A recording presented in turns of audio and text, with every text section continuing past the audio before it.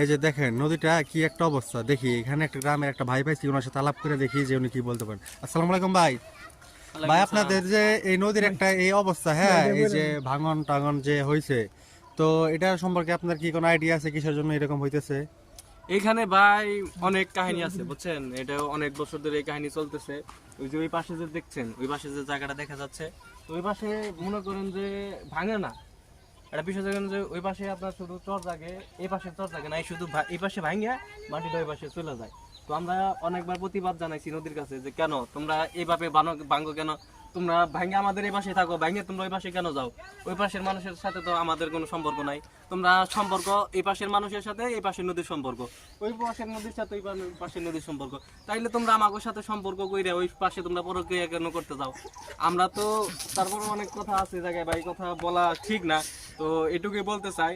তো আমরা একটা উদ্যোগ নিছি, এবার যে যে নদীর যে পাশে যে ভাঙনটা দেখতেছেন, হয় এবার এই পাশে নদী ভাঙনটা মেরামত হবে, না হলে আপনার এই দিক দিয়ে নদী বের হয়ে চলে যাবে।